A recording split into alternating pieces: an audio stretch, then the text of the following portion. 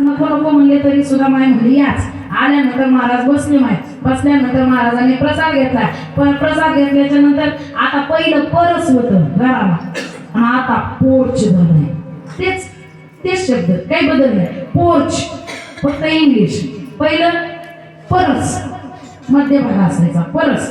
आता पायऱ्या खालीच परस होतं. काय कोणाला माहिती आता पुढच्या माणसाली परसच नाही. पहिलं जरा म्हातारा झाले की परसामध्ये बाज यायची पण आता परस राहिला नाही. पायऱ्या खालीच बाज आहे तुमची ही लक्ष ठेवा आता. मग तसं महाराजांना परसामध्ये बाज आणून टाकली. महाराज आले झोपल्या ते म्हणले बाई आली संध्याकाळी. म्हणजे महाराज साधू बाबा माझं तुमच्यावर मन गेले म्हणजे मला तुमच्या बरोबर लग्न करायचंय. म्हणजे असं कसं नाही. तू पतिव्रत आहेस, तू सुवासिनी आहेस, काय फरक आहे म्हणजे. एका मिनिटामध्ये माझ्या नवऱ्याला मारून टाकते म्हणजे आणि तुमच्या बरोबर लग्न करायचंय मला. साधू म्हणजे माय हे शक्य नाही. बघायचंय का म्हणजे उचललं मोठा दगड नवरीच्या डोक्यामध्ये घातला. नवरा राहिला का नाही. नवरा मरून गेला.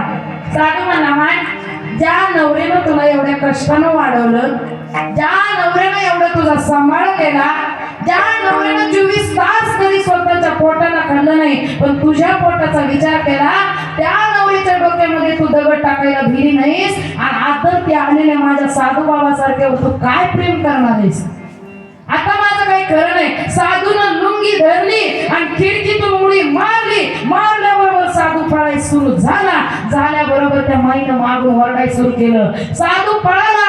या साधूला माझ्या नवऱ्याला मारलंय. या साधू खुनी आहे. या साधूला धरा, या साधूला धरा, या साधूला धरा. एवढं म्हणण्याच्या नादात गावातल्या माणसाला कामच असतं. मला गणपतीचं मंडळ रिकामं तेवढ्यासाठीच असतं. कुठं काय होईल की आगीला पिचे लगेच पळाले महाराज. ते पळाल्याबरोबर साधूला धरल्याबरोबर गावातल्या चावडीत आणल्याबरोबर साधूला 2 हातासोबत असं बांधून टाकलं. बांधल्याबरोबर त्या महिलेला समोर आणलं. माय या साधूनच तुझ्या नवऱ्याला मारलंय. हो या साधूनच माझ्या नवऱ्याला मारले.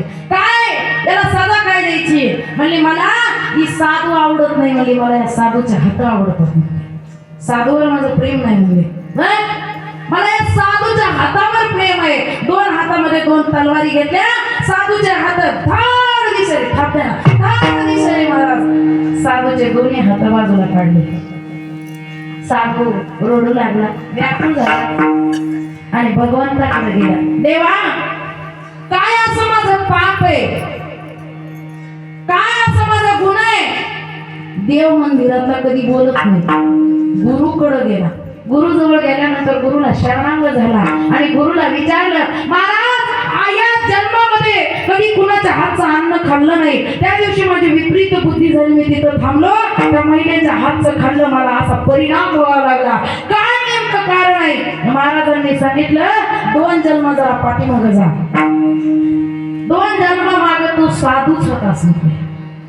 जंगलामध्ये बसून जपमाळ ओढत होतास. एक हात तुझा कावडीवर होता, दुसरा हात तुझा जपमाळेवर होता. काय झालं मग साधू असताना गुन्हा काय झाला.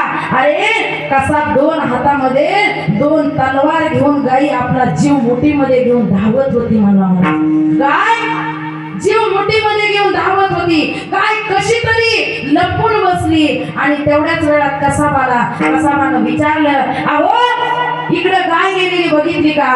तू जपमाळ खाली टाकली, कावडीवरचा हात काढला आणि दोन्ही हाताने इशारा केला या दिशेनं गाय गेली, या दिशेनं गाय गेली. आणि या जन्मामध्ये त्या जन्मामधलं पाप फेडण्यासाठी या जन्मामध्ये तुझे हात गेले महाराज. ती गाय ती बाई जी आहे ना ती गाय आहे. खाली मरून पडलेला माणूस कसाब आहे आणि तू साधू ती साधू आहे. म्हणून किती जरी जन्म झाले ना पाप हे फेडावंच लागतं. पाप कधी सुद्धा सुटत नाही.